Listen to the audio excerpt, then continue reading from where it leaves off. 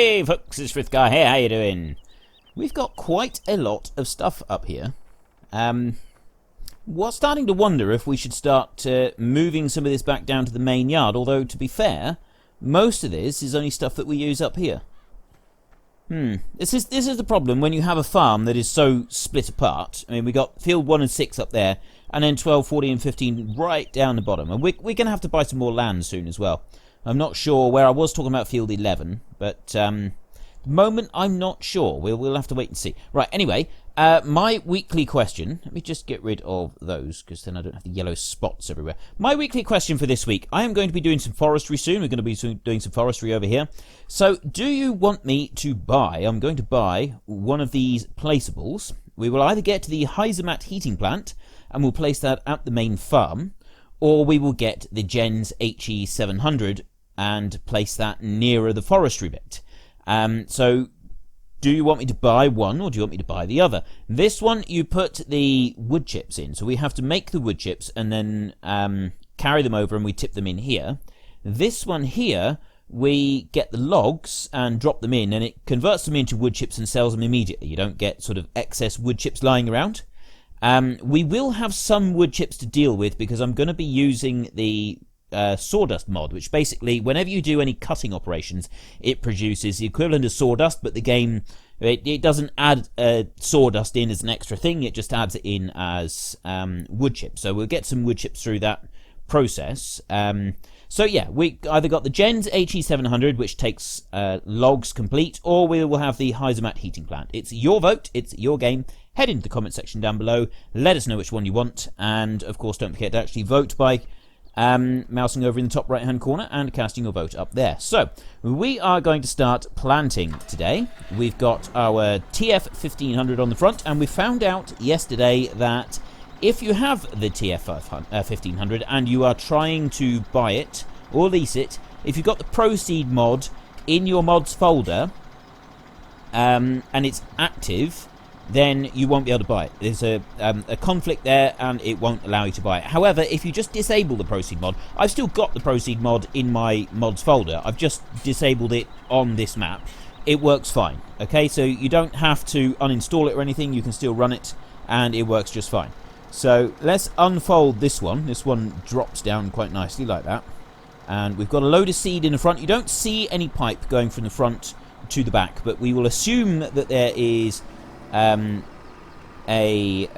pipe going across there. Now, I am hoping that the whole planting issues have been solved with regards to headlands and stuff like that, because I'm going to do 2 lines across here of corn, and then we're going to start doing the land work up and down the rest of the field. So we'll just drop that in there, and that has started. We can't put this planter with the combination things. You can't You can't combine this with the cultivator and the plough and everything. This is a separate unit. I don't know why. You can put the other one in, and that one will run, but you can't put this one, which seems a little peculiar to me. But that is the way that it has been done, so that is what we will deal with. However, it does work quite nicely. It is a very good-looking machine. And if we go here and we go back, nope. Right, so if we go into the cultivators, you've got the portions here. You've got the different sections. So you can have the plough on the front at 4 meters, and then you've got the Kuhn HR 4004. That's also 4 meters. And if you back out of here and you go into the sewing machines here, that one there is 5.4 meters. That's different to everything else. This one, however, is 4 meters, and that one will fit. You can run that one with the TF 1500 as well. But it says here, this is the BTF 4000, and I'm pretty certain if you look on the cultivators bit, there, BTF 4000, and that one says the same. So I think what you can do is you can have that one, and the seed drill bit, and then the TF 1500 tank on the front. You could do a whole single pass operation. Plough, cultivate, seed drill, the whole lot, one single pass across the field, which is absolutely awesome. That is fantastic. I love the fact that you can do that, and you've got this sort of modular system. And this isn't just something that's invented for the game. This is a real-life system. It really does work. For those of you who don't know, I've had people in the comment section telling me that it really does work. Mayan Pospers, I believe, was one person who said that you do actually get it in real life, and she's seen them in the Netherlands. I think you're in, are you? I think you are. I can't remember now. That's awful. I can't remember. She's been a very long time supporter of this channel, so she does comment quite knowledgeably on various different agricultural aspects, and it's always fascinating to hear their take on things over in... I'm sure it's the Netherlands. I'm sure it is. I'm really sorry if I've got that wrong, and I'm also sorry if I'm pronouncing the name wrong. I have done that. I do sometimes pronounce people's names wrong. I try to get it right, but yeah, sometimes it doesn't quite go to plan. I think that's probably enough on the headland. So I don't know which end should we work. Well, we'll go down to that end of the field and we'll start working from there and work our way back across. I'd just like to see if the tractor will turn properly with the machinery in the shed there. Sometimes it doesn't like it. It didn't like it when it was doing the fertilizer spreading. It was stopping and demanding that we move the machinery out of the shed, which seemed a little bit peculiar, but there we go. That was just the way that it was doing it. So we've got 1878 left. I don't think that we're going to do this whole field with what we've got in the tanks here. I think we are going to have to get some more seed. So it was 2 pallets worth of seed. And we'll probably, what we'll do is we'll get the Manitou and we'll run up a couple pallets. Or we could use a stayer to do it, either or. Doesn't really matter which. So let's bring this one over here. And there we go. Right. This one can carry on now up across here. And I'm going to let this one go right up to the top of the field and then come back down again. And we'll see if it will turn okay at the shed. I'm hoping it will. We've finished doing some of the cultivating. I need to go and do some more cultivating of the oilseed radishes, the last field. Because we can't run the cultivator on here. Actually, can we put the cultivator on the front? Does that cultivator run both ways? Let's just take a look in here. I just had a thought. Can this be a front-mounted cultivator or not? I would have thought that it could be. We could put that on the front. No, we can't, can we? Because the bat is 5.4 meters wide, whereas the other thing is only 4 meters wide. So it's different. You can't run the two together, can you? I was thinking maybe we could put the seed tank on the front and then the cultivator, and then this on the back. I don't think that's going to work, is it? That's a bit of a shame. Oh well, I will meet you back down the bottom end. We'll see if it turns alright down there. Well, it's getting down near the shed. It'll probably be alright this time. It's when it moves a little bit further over, it might decide it doesn't like it. For some reason, the hired help done that. Although, it might have something to do with the fact that it caught the seed tank on a tree at the top end, and that may have nudged it over a bit, and then it may have messed up its pathfinding ever so slightly. So I didn't notice it doing it over here, but then I don't think I was really paying much attention to it. I was just kind of admiring the machine in general. Let's see if it does it here. If it has its overlap each time, it means it's going to take even longer to get this field. It does. Look at that. Oh, that's terrible. That is absolutely... What a complete and utter waste. You got a huge, great big piece stretched out to the side, and it's not doing that. It's working off the seed tank, isn't it? That's what it's doing. It's using the seed tank as the kind of the width thing. Well, that's not very good. We're losing about a third of this machine, its total capacity. That's very bad, actually. I think it's something to do with the tank. I'm certain it's something to do with the tank. I'm just going to have to let it carry on. We don't have withering on the map, so even if we do end up getting the crop come up in stages, yeah, we've got this now. We're committed, so we'll run this. We're going to run down now to the Challenger and just get the last field cultivated. And then, we can't really use anything else to help with the seed drill, can we? So it's just this. It's just this on its own. All right. Well, I'll meet you down at the Challenger anyway. I really do love the look of this thing.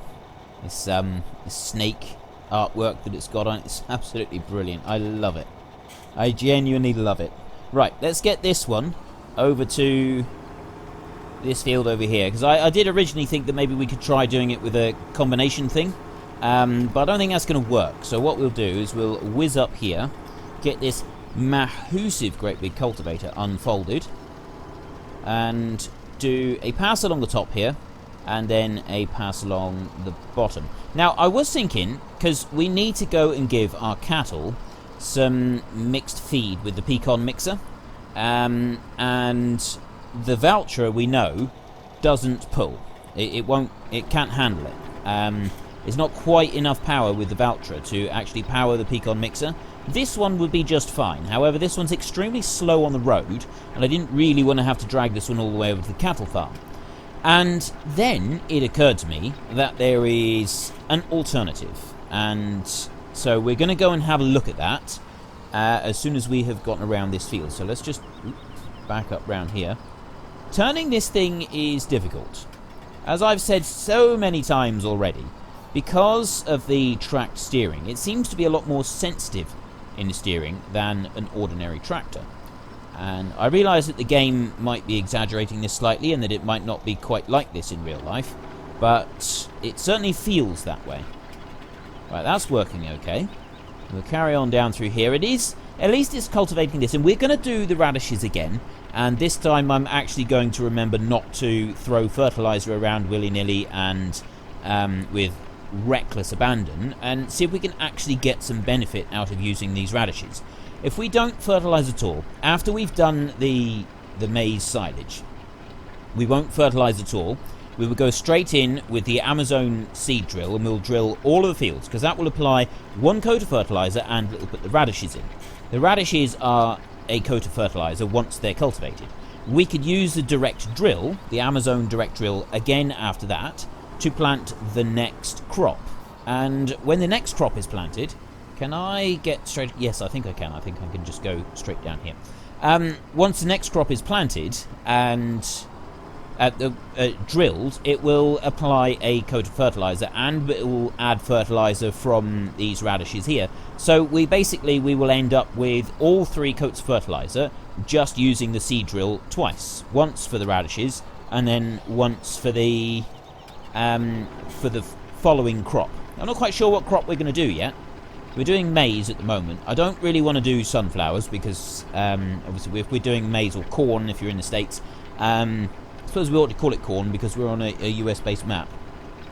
Yeah, I don't really want to use the row crop planter again to do all the planting. I'd like to be able to use the Amazon seed drill and this one, so we're using the bigger, more powerful stuff. And I just, yeah. So we did beans. I think it'll be wheat or barley, I should think. Wheat or barley, and then we can do a bit of baling as well. Depending on, yeah, I mean, how much baling do we want to do? I mean, we could go and bale it all up. We got a big square baler, and we would use the big square baler this time round, and all of the straw we could whip it off the fields and sell it, rather than trying to do anything else with it. We've got plenty of straw down at the animals, so we don't need to worry about anything down there. Generally speaking, I think it would be an ideal setup.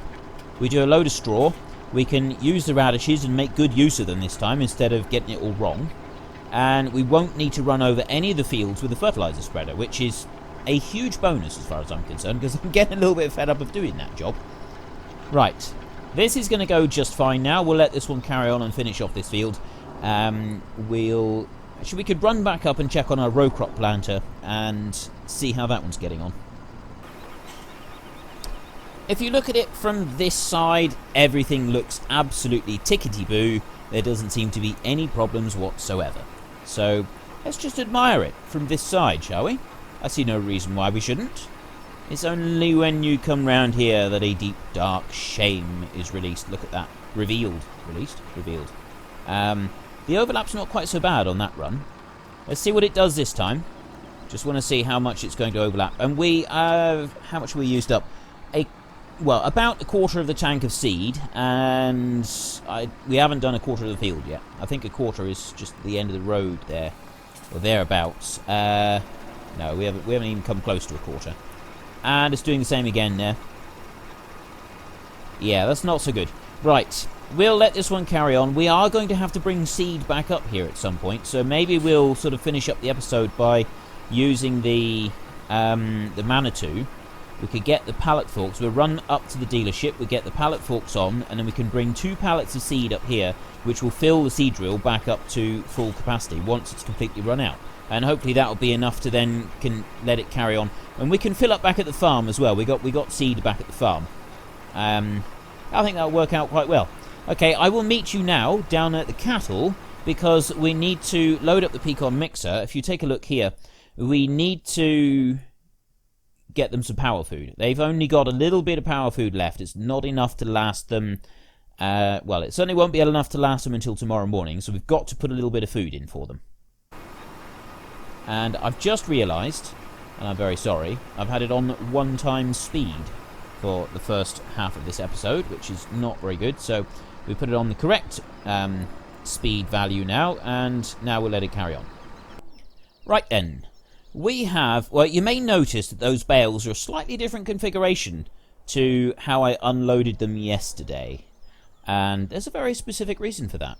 I unloaded them yesterday, and I did the work up until that point where I unloaded them, and then I said goodnight to you. And then I went and found out about the Proceed mod, and I came back and started recording again. And for some strange reason, my recording software, because I hadn't renamed the file that I record onto straight away, my recording software decided to just record over what I'd already recorded. So I didn't realise this until after I'd finished. Ooh, I want to stay in there. I didn't realise this until after I'd finished, and so I had to re-record the first half of the episode. So there may be some slight continuity errors between the first half, what you've seen, and the second half. You probably wouldn't have picked up on it yesterday because of how I did things. I didn't come back down here, but these bales are definitely different to how I left them when I unloaded them with you yesterday. But there we go. Right, this one here, the Tatra Phoenix.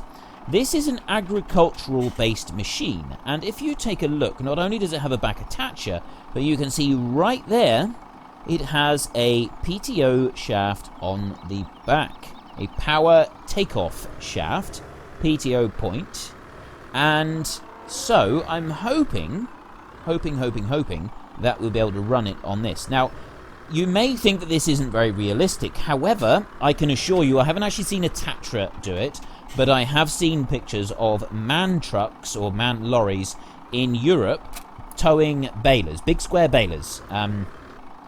Okay, sorry about that. I had to have a bit of a cough. I've been at work today, and I've been working in a bit of a dusty environment. I've had a dust mask on for most of the day, but occasionally you take it off and there's still a bit of residual dust in the air, and it's now made me a bit coughy this evening, so I apologise for that if I sound unusually croaky. So yes, I have seen a man truck or a man lorry towing a big square baler, and it's not just an ordinary not just towing it along, but actually operating it in the field. I've seen a video of this. There was 2 of them running down across the field. One of them was towing a baler, one of them was towing a baler with a bale sledge on the back as well, so it was sort of 2 in 1, and it was just like that. It looked just like that right there. It had the plate there for hitching up the, what do you call it? Is it the 5th wheel or something like that? I can't remember now. So yeah, it had your plate, everything literally just like that, only it was a man truck, and it was hitched into the baler, running it off the PTO, and everything was perfect. So I know that this is realistic. This is real life realistic. It is something that could happen, and apparently our lorry, our truck, is more powerful than the Valtra tractor, which is excellent. So we'll leave that one running, and we can start adding some stuff in here. We've got to add hay and straw and then silage. So we've got plenty of each. And this time we have the added advantage that all of the bales should be the correct size. So we'll be able to get a load of these bales in, and I won't be doing a lot more of small bales on this map. We've done a whole load of small bales, and we have the joy of picking them all up. As far as the modded trailer goes at the moment, we really are not sure. maybe an issue with it being uploaded. We don't know yet. It's trying to be uploaded, but basically I'm just going to have to sort of leave it at the moment that it could be a little while, and when I know more I will let you know. Now, how many of these bales is it going to chuck off before I actually get them over to the pecan? Not too bad. We lost a few of them, but it's not too bad, really. Excuse me. Right, we got one down there I want to just grab. Oh, I've still got one on the fork. Let me just grab that bale there, like that. And if I just push down like this, I can come scooting up through, grab a few more, and how many is it going to throw off this time? Perhaps if I give it a bit of a shake. There's one thing with my joystick, is I can't sort of get the... When you're using these machines in real life, you can get sort of quite a good a little bit of a judder on the hydraulics, get it and shake them, and so that if you've got like excess anywhere, you can easily get rid of it. And it's a bit difficult to simulate that in the game because you don't have the kind of the jerky movement that you can sometimes get on the hydraulics when you move them. It doesn't happen the whole way through. It's generally when you've crowded it right over and it's on the full extension of the hydraulic, on the actual hydraulic pipe itself. And when it is fully extended, it sort of gets a little... Ooh, I'm getting a little bit of lag there. I've activated the bales further up. We've just got to let the game catch up a little bit. It's because I've ended up pushing those bales a little bit further forward, so it's now having a knock-on effect all the way through. So I will have to be a little bit careful with that. I don't know how many more of these I should be putting in, to be honest. Not quite sure. We'll put a little bit more. I'll put in another scoop or two. Oh, I'll tell you what. While I'm dumping these in, actually, I wanted to have a little chat with you. You know, I normally I talk about the areas, different topics, and generally the farming related. Today, I've had quite a... Ooh, look at that lag. It's because I've really pushed these bales up quite a lot. I've pushed them up further than I should have. Let's just come back here a bit and let the game catch up. There we go. So yeah, today I've had several people asking me about my gaming habits, what I've done in the past, what games I like to play when I'm not playing Farming Simulator. And someone asked me outside of YouTube and Farming Simulator, what game, if I could only play one game, just one game, for the next 5 years, and I wasn't allowed to play any other game, only one game, which one would it be? And that got me thinking. I mean, my answer is actually Farming Simulator, believe it or not. I know I play it a lot here, but that is actually my answer. It is Farming Simulator. But the reason is Farming Simulator. I wanted to talk about, you know, I've played a lot of games over the years, and some of the games I've absolutely genuinely loved. One of my favourite games is not one that I can replay because it now feels dated. It's Planescape Torment. It came out in 98 or 99, I think. May have been 2000. Fantastic game. Absolutely brilliant game. It's a fantasy game, and it had an awesome story to it. It was really, really well made game for its time. However, I have gone back to the game and I played it again. It just feels so dated. And yes, the text and storyline is good, but it's just not the same playing that game as it used to be. When I first played that game, oh, it was amazing. And the graphics and everything for its time was absolutely perfect as well. You couldn't fault it. Now, however, it's just dated. It doesn't really feel right. So I won't play that game again. Or if I do, it'll only be for like a few minutes at a time, just for nostalgia's sake, and then move on quickly to something else. And so then I was sort of thinking, well, what other games have I played that I really played over and over? Command & Conquer was one I played a lot of. I played a huge amount of Command & Conquer several years ago, and don't really play that one anymore. Then I had World of Warcraft. I played that one for a number of years. It's my timer to say we're nearly out of time. I played Command & Conquer for a number of years. World of Warcraft, sorry. Played that for a number of years. Right, we're on 30% altogether. I'm really struggling to go anywhere with this lorry, with this weight in here. I think it's because we're running it. If I turn it off, maybe that will help. Turn the PTO off. I'm not using all the power to run the PTO. Let's move it back round here. And World of Warcraft, I really got into that several years ago. I started playing it not long after the very first expansion came out. So I didn't play the original vanilla game, but I did play it. I think it was 2 years after it was released I started playing it. I played it for several years, and it was about the only game I played for several years. I really got into that in a big way. I ran a raiding guild for a while, and actually we did quite well with the raiding guild. We did very well with that, and succeeded in quite a few different raids and so on. And then, you know, real life happened with several different members, and we kind of split apart, really, and that was the end of that. And so then we moved on. I continued to play it with Senleia. Me and Sen, we both played that game for quite a while. But the game, we changed, and the game changed as well. And, you know, we kind of moved on from the Warcraft days, and I have now logged into it for about 18 months, I would say.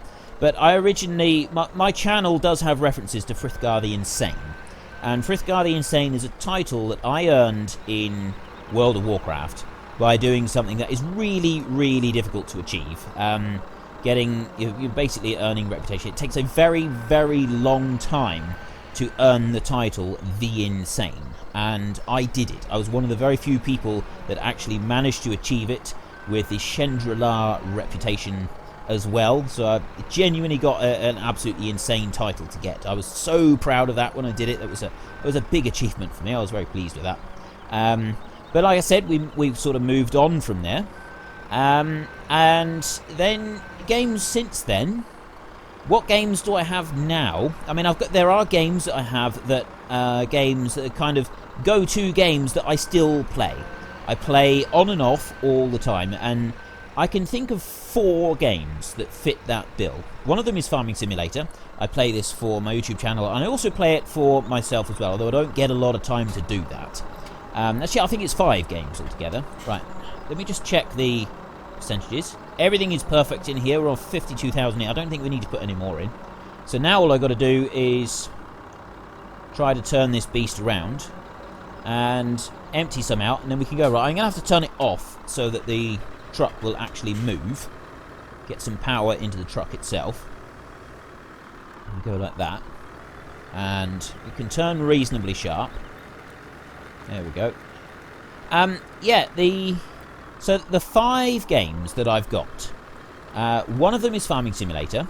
Another one is Euro Truck Simulator. I really do enjoy playing that game. I haven't played it for quite a while, but I do have a couple of expansions on it. I haven't tried American Truck Simulator, just the Euro Truck Simulator. I thoroughly enjoy playing that game. Absolutely fantastic. And I've driven all over Europe, Scandinavia, the whole lot. It's absolutely fantastic. I love it. Let me start unloading here. There we go. Right, lorry, you need to move. Come on, truck. Tatra. You need to keep moving. We've got to spread this feed out a little bit. So there's those 2. This one and Euro Truck. And then I've got Minecraft. And I did videos of Minecraft on my channel last year. It was beginning of last year as we last did any of those. I genuinely love playing Minecraft still. It's something I thoroughly enjoy. It's a game that you can dip in and out of. You can go into... I really fancy a bit of Minecraft tonight. Jump into Minecraft and continue with the world that you've already got in existence. Start a new world. There's all sorts of things you can do with it. Things that you can build. It's great fun. I thoroughly enjoy playing that game. It's fantastic. And then another one to dip in and out of is Factorio. I've also done some videos of Factorio on his channel. I generally only do videos of the games I love. I can't fake enthusiasm for a game. I've got to love the game to be able to do videos of it. So I did do some videos of Factorio. I really love the game. I don't think the game lends itself all that well to making videos because of how long you've got to go. You've got to wait for certain sections and waiting for certain things. I think the Let's Plays end up being a little bit dull. I mean, it's alright for doing videos, but generally I think that's the game that I kind of like to play for myself these days, and I can just kind of unwind and chill, and then I can set my robots doing something, a great big building task, and I can just sort of leave it going while I'm looking through something on a tablet or something like that. So yeah, Factorio is definitely one on my list of games I like to play over and over. And what was the last? Oh, and Skyrim, Elder Scrolls. I like those fantasy type games. I play a few different ones, but I would say that Skyrim is probably my favourite one of all of them. There are a number of different fantasy games. There's all sorts of fantasy games that you can play. But I would say that, yeah, Skyrim is probably my favourite one of all. We're just going to I'll tell you what we need to do. We need to just check. Oh, I think that'll be alright. That should suffice, I should think. We need to get them a bit of grass at some point. We don't need to worry about it yet, because we'll do the sheep at the same time. We'll put grass in for the sheep and for the cattle. And we can do a water run as well when we do that. We don't need to worry about that today. Let's drop this one off here. I'm going to take this one up to the dealership now. But really that is all I've got time for. So head into the comment section today, a topic of conversation. What other games do you like? What other games do you like to play? And if you genuinely had to choose a single game that you had to play for the next 5 years, you weren't allowed to play any other game at all, not even Facebook games or, you know, a little game on your tablet or phone, what game would that be? And for me, it's definitely Farming Simulator. There's something about this game that just grabs me. There's so much variation available within the game. You know, some of the mods just make the game completely different. It's like it's a completely new game with the different mods that you can add and the different maps. It's such a different style of play. I would class this as the game to play for the next 5 years. And I would include the new expansions for the game. I would, well, you know, like the FS17 compared to FS15, I would still class that as an expansion. Even though it's a brand new game, I still class that as an expansion. So yeah, Farming Simulator is my game of choice. My question for this week is, do you want me to get the Heizomat heating plant or the Jenz HE700, I think it is. And let's just quickly look into placeables here. The Heizomat heating plant or the Jenz HE700. This one takes wood chips, which we'd put at the farm. This one takes whole logs that we'll put at the forestry area, and we'll tip the logs into there. They're both selling points for wood. Which one would you like me to do? I've explained it several times in my videos this week, so I won't say any more now. It's your vote. It's your game. Head in the comment section down below. Let us know which one you want and why. Of course, don't forget to mouse over in the top right-hand corner to actually cast your vote. I need pallet forks. So I will get pallet forks a second. Wheel loaders. There we go. Telehandlers. Telehandler. Right, we need the pallet fork. Select and lease for just $96. Why would you buy it at $1,200 when you can have it for $96? You get $60 per operating hour and $12 a day. That's, yeah. On something like that, it makes perfect sense to just lease every time. Right, we want to buy 2 seed bags, and so I can run these up to our tractor working at the top. And now I will do that now, and when I see you next time, the tractor up there, it should have finished and we'll have moved back to the main yard, back to the main farm, and we'll continue doing our drilling down there. I won't do all of that seed drilling off screen. I'm going to sort of share that one out. We probably will finish it in our next episode at the beginning of next week, and then we'll move on and do something a bit bigger. I'm just going to shove these up a bit, like that, and then I can pick the 2 up together. So that is it. I have completely run out of time. I've probably gone way over time again. I keep doing this. I should stop talking when my timer goes off. It's an indication that I should be wrapping things up fairly quickly, so that we can go in the next few minutes, and I end up talking for way too long. But yeah, that's the way that we do things. If you've enjoyed this episode, then please head down below and give us a like. And if you really enjoyed this episode, then please tell your friends all about me. Get them to come and watch as well. That would be awesome. But until next time, thank you very much for watching. This is Frithgar. Goodbye, and see you later.